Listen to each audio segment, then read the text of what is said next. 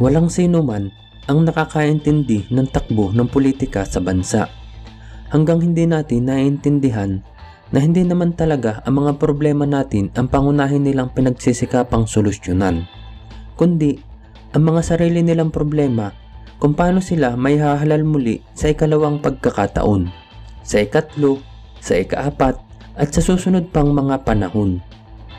Halika't magbalik tanaw tayo sa kwento ng taong minsan ang namayagpag sa pagiging lingkod bayan.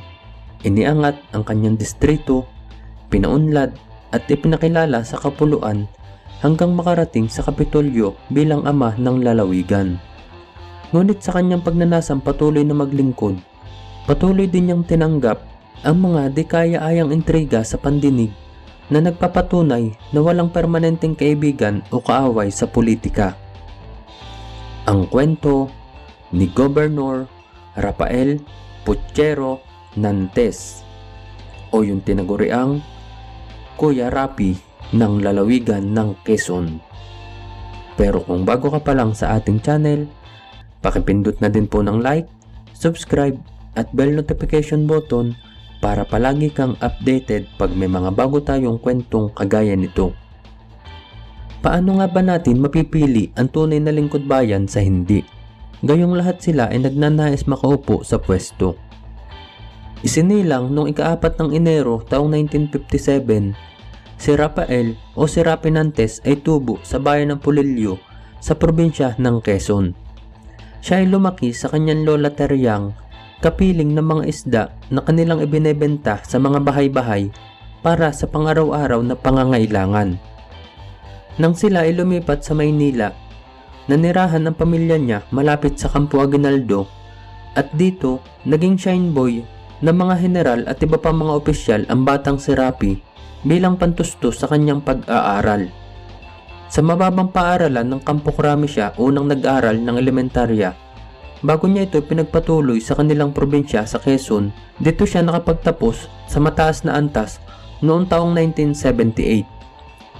Kumuha naman siya ng BS Mechanical Engineering sa National University at Master's Degree sa Business Administration sa Philippine Christian University at kapwa siya nagtapos sa mga ito noong taong 1983. Simula nun, nagtrabaho na siya sa iba't ibang kumpanya at excellent ang kanyang record sa mga ito na nakahawak pa ng pinakamatataas na posisyon.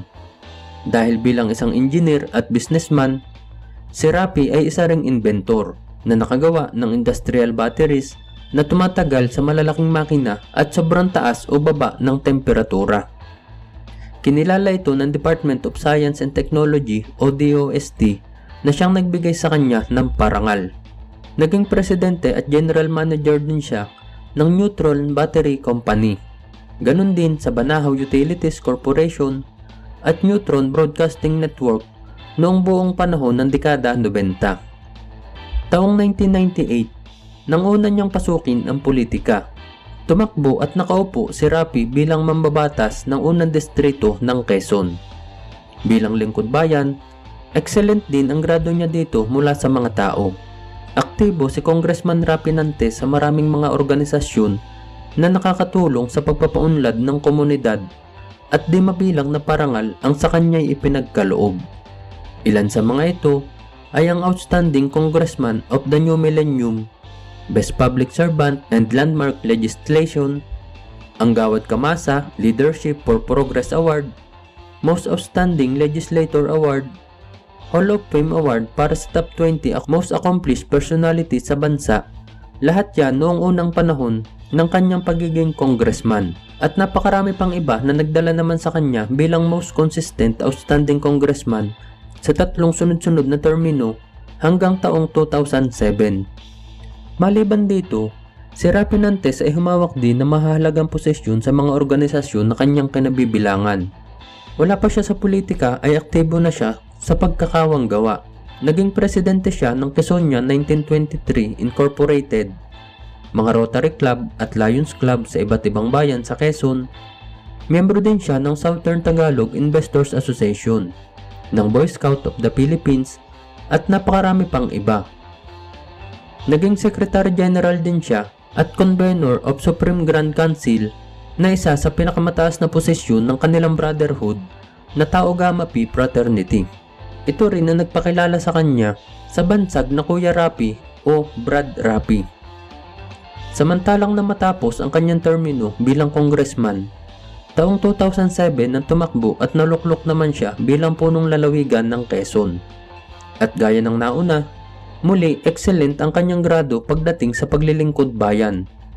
Sa tulong ng kanyang asawa, inilunsad nila ang programang Una Ka sa Quezon na ang layon ay makapagbigay ng kabuhayan sa mga kababaihan.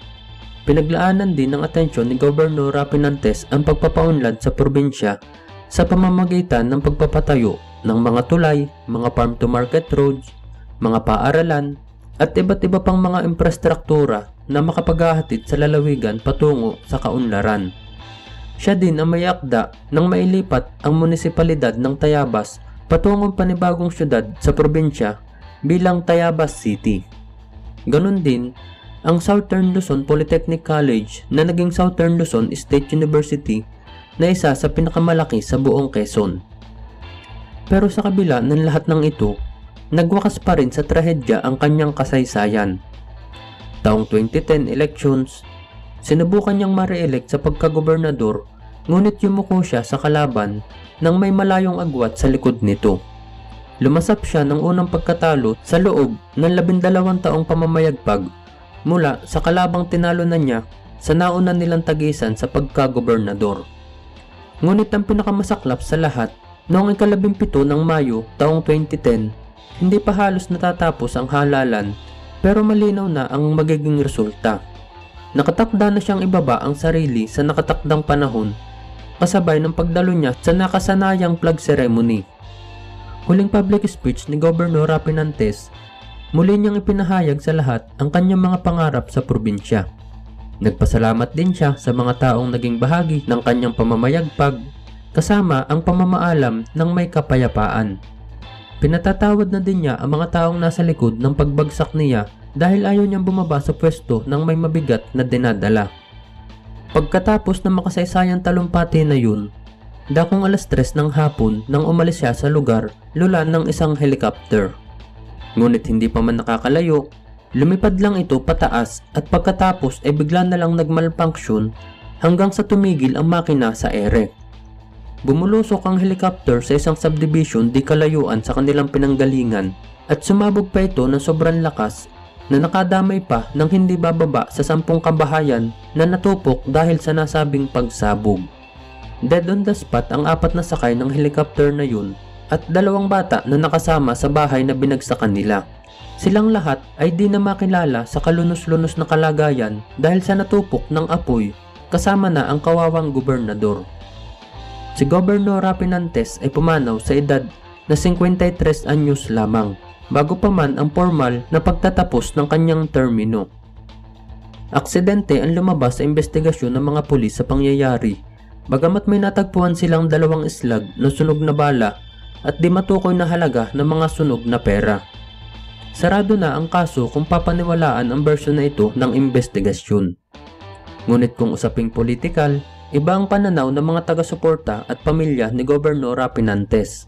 Dahil ayon naman sa bersyon nila, ay ganito ang naging kasaysayan niya sa politika.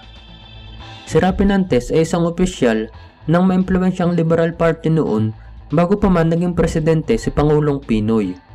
Nanatiling liberal si Rapi Nantes sa kabila ng pag-uusig sa kanilang partido noong panahon ni Pangulong Arroyo. Ito ang nagluklok sa kanya para makuha niya ang respeto ng mga kasama. Sa probinsya ng Quezon, kilalang may impluwensyang angkan ang mga Tanyada at Suarez pagdating sa politika. Sinuportahan siya ng mga political warlord na ito sa panahon pa lang ng una niyang pagsabak sa politika bilang congressman. Ganon din ang mga alkala na nakuhanan niya ng suporta at ang impluwensya nila ang tumulong kay Congressman Rapi Nantes sa loob ng 3 termino. Nang maging gobernador na siya, nagsimulang ulanin ng kontrobersya ang kanyang buhay.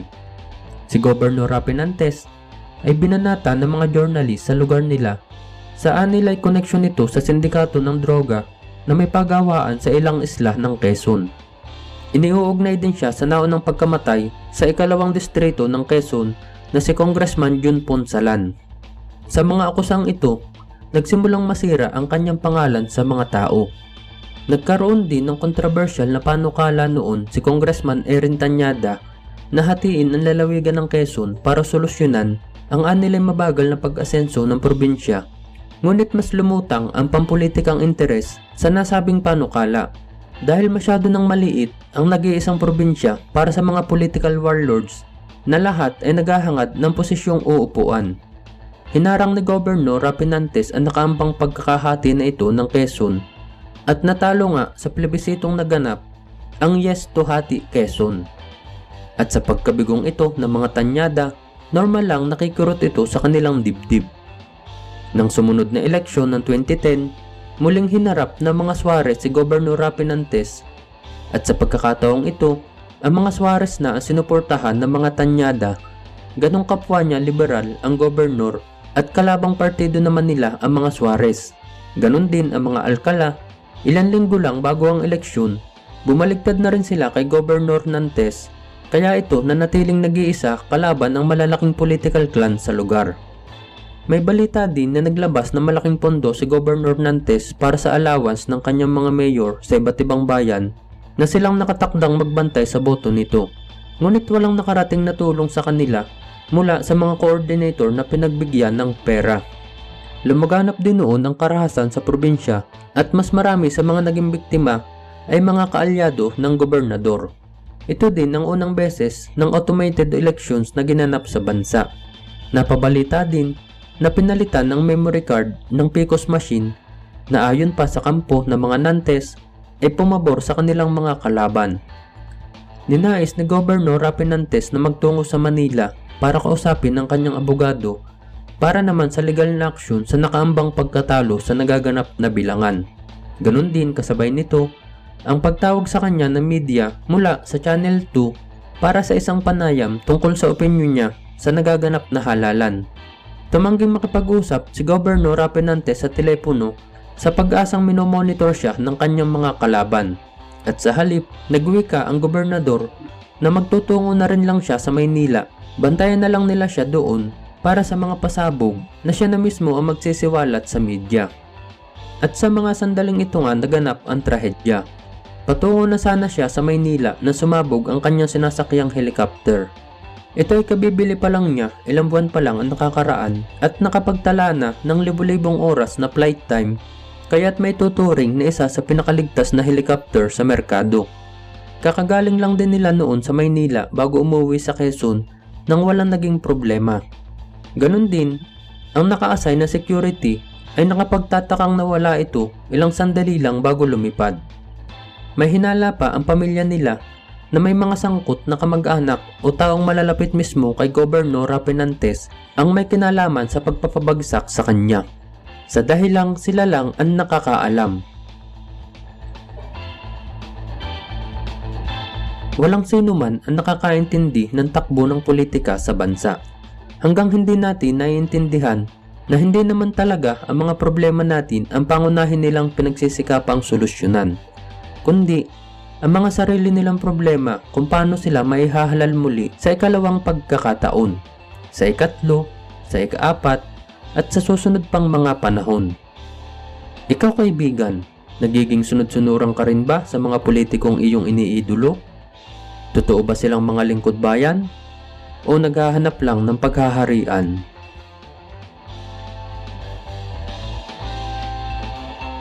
Maraming salamat sa iyong pakikinig kaibigan. Hanggang sa muli, paalam!